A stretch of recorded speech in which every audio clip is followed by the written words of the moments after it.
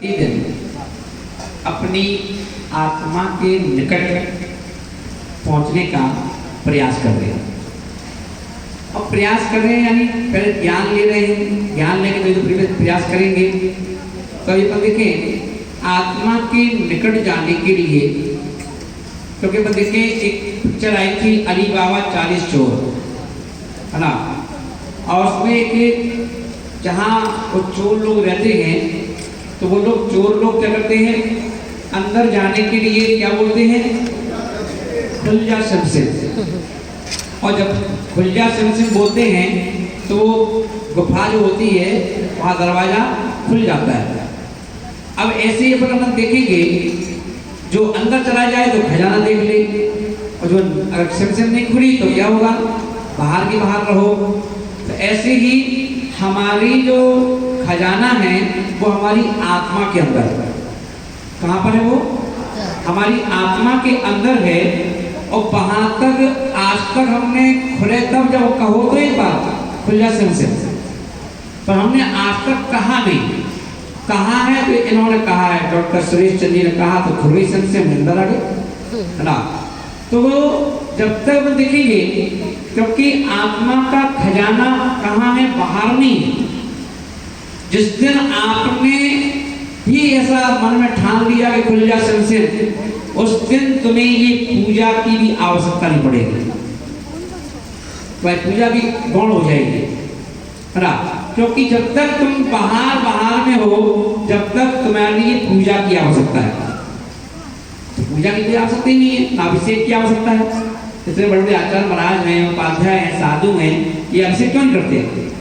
बोले कि जो ये उस स्टेज से बाहर निकल गए, है ना, उस स्टेज से क्या हो गए, बाहर निकल चुके हैं, इसलिए अब इन्हें पूजा अभिषेक की कोई आवश्यकता नहीं, आरती की आवश्यकता है। अब तो इन्हीं का पात्रचरण होता है, अब तो इन्हीं की पूजा होने लगी, इन्हीं की आरती होने लगी, है ना। क्योंकि ये नियम है जिनेंद्र भगवान का कि जैसे जैसे तुम हमारे बिल्कुल निकट आओगे, हम तुम्हें अपने सब बनाने का प्रयास कर लेंगे। जब तक तुम बाहर रहोगे तुम्हें पूजा करना पड़ेगा। जब तक तुम बाहर रहोगे क्या करना पड़ेगा, तुम्हें पूजा करना पड़ेगी, अभिषेक करना पड़ेगा, क्या करना पड़ेगा, आरती करना पड़ेगी। पर जिस दिन तुम ये सब चीजें अंदर और अंदर जाओगे, किसके अंदर, अपनी आत्मा के निकट पहुंचोगे। क्योंकि हमने कोसों कोसों की यात्रा कर ली, पर की है बाहर। अभी हमने एक ही बार यात्रा आत्मा की नहीं की। यदि हम एक यात्रा आत्मा की तरफ कदम बढ़ा दें तो हमारी बाहर की सारी चीजें छूट जाएंगी।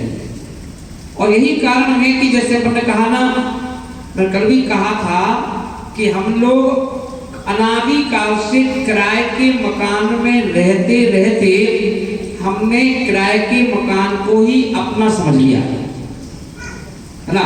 जैसे माली होता ना, माली को धर्मशाला में जो सबसे अच्छे कमरे होते हैं वो माली उस पर आराम से रहता है। कभी कभी कई जगह ऐसा देखा गया कि महाराज जी आ गए तो महाराज जी के लिए कमरे नहीं है, माली रह रहा आराम से कमरे से। अब कमेटी कहती महाराज अब उन्हें 12 महीना देखना है मंदिर को, कोई रहते हैं इसलिए उनके पास कमरा है, अब कहाँ भगाए हमको लिए अचानक से, आप बाहर कहीं और आपको रुकवा दे रहे हैं, तो माली। पर अब माली तो यही सोच रहा है ना कि भाई हमारा ही कब्जा है पूरा, कोई महाराज है नहीं, महाराज जमाएंगे। तो ऐसे ही उसने अपने उस मकान को अपना जैसा मान लिया।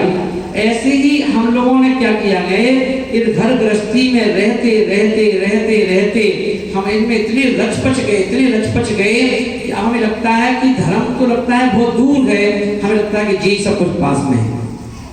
और इनको हमने अपना मान लिया, बच्चों को अपना मान लिया, बीवी को, पति को, माँ को, पिताजी को, भाई को, बहन को, है ना। हमें लगता है कि जी सब कुछ है। धर्म को हमने गौण कर दिया है और इनको क्या कर दिया है, प्रमुख कर दिया है। इसलिए क्या होता है कि इन्हीं का गम होता है और इन्हीं की खुशी होती है। इन्हीं में गम होता है और इन्हीं में खुशी होती है, और इसी में हम रोते रहते हैं, इसी में हम हंसते रहते हैं। तो आचार्य महाराज बोल रहे कि देखो भैया, तुम्हें कभी किराए का मकान छोड़ के कम से कम कभी जब किराए के मकान का इतना आनंद है तो सोचो घर के मकान का कितना आनंद होगा ना। उन महिलाओं से पूछो जिनका घर का मकान बन जाता है तो उन्हें ऐसा लगता है जन्नत बन गई हो। अब अपना मकान बन गया है महाराज ना। अब अपने अपनी जमीन खरीद ली और अपने मकान बनवा लिया और उसमें रहते हैं आराम से ना। झंझट खत्म है किराए को देने की या किराए को यहाँ जाओ वहाँ जाओ, खुशबूदी नहीं होती है। तो बोले कि ये जो किराए का मकान है तो किराए के मकान में मरने का मतलब क्या है? मरण होना, यानी मकान खाली करवा दिया। मकान मालिक ने क्या किया, या बहुत समय हो गया होगा, मकान खाली करो ना, मकान खाली करो दूसरा मकान ढूंढो। तो व्यक्ति क्या करता है, एक शरीर को छोड़ देता, शरीर यानी मकान, उसको छोड़ करके दूसरे मकान को चला जाता है ना। और ऐसा कब से चल रहा है? अनंत भावों से ऐसा चल रहा है। हम कितने मकान चेंज कर चुके, कितने मकान हमको खुद भी याद नहीं है। झांझरी जी कितने मकान चेंज कर चुके अपन? अनंत, अनंत, करोड़ नहीं, अरब नहीं, अनंत, इसकी कोई गिनती नहीं। कितने मकान चेंज कर चुके कमल जी, पर आज तक हम अपने दिलीप जी, आज तक हम अपने घर के मकान में नहीं पहुंच पाए। घर के मकान में, और घर के मकान में पहुंचना है तो पहले इसका मूल तोड़ना पड़ेगा कि है ना। जब घर के मकान में जाओगे तो वो छूटेगा, छूटेगा कि नहीं छूटेगा? छोड़ना तो पड़ेगा ही। तो इसलिए छोड़ने का मन बनाओ ना, क्योंकि एक अनंत सुख चाहिए है। तो ये छोटे मोटे सुख, जैसे अब देखिए जैन दर्शन के अनुसार चंद्रमा और सूरज पर कोई जा नहीं सकता। तब ये कहाँ गए सब लोग? ये जाते तो हैं कोसत्रपुरी के, पर वहां आसपास में और भी तो ऐसी टापू हैं, वहां पर वो क्या जाते ना। तो ऐसा जैन दर्शन ऐसा कहता है। तो आचार्य महाराज बोलने के लिए देखो, ऐसे ही हम लोगों ने क्या किया कि ये छूटने वाली जो खुशी है उसको पकड़ रखा है। क्या कर रखा है? उसको पकड़ रखा है। और हम कहते उसी में दुखी, उसी में खुशी होते रहते हैं। कभी ने बहुत अच्छा भजन सुनाया था, हम सुनाए थोड़ा सा ना दें, बस आपका सुनाए, तो उसी को सुना रहा हूं कि जिंदगी एक किराए का घर है, जिंदगी एक किराए का घर है, एक ना एक दिन बदलना पड़ेगा, मौत आवाज देगी जिस दिन घर से बाहर निकलना पड़ेगा। जिंदगी एक किराए का घर है। तो ये जिंदगी जो है क्या है? किराए का घर है। हम जबरदस्ती में रह रहे हैं, और रह रहे हैं तो जबरदस्ती को अपने आप को मालिक समझ रहे हो, मालिक समझ करके अहंकार कर रहे हो, अहंकार राग कर रहे हो, द्वेष कर रहे हो, जबरदस्ती की लड़ाई लड़ रहे हो, एक दूसरे को नीचा दिखा रहे हो।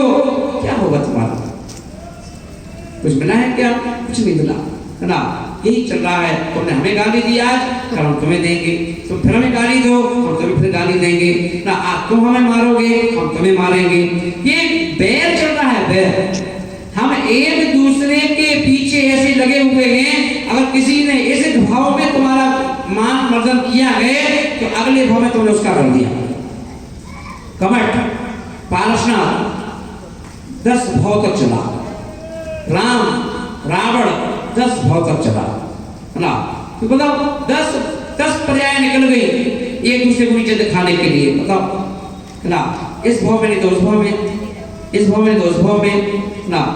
आचरण बोल रहे भैया देखो क्या करोगे, इसलिए इन चीजों से छूटना अघाय नहीं। कोई व्यक्ति एक बात, एक कविता सुनाता है, बार बार क्या कहता है, अरे यार बोर कर देता है, कोई सुना देता है बार बार, है ना।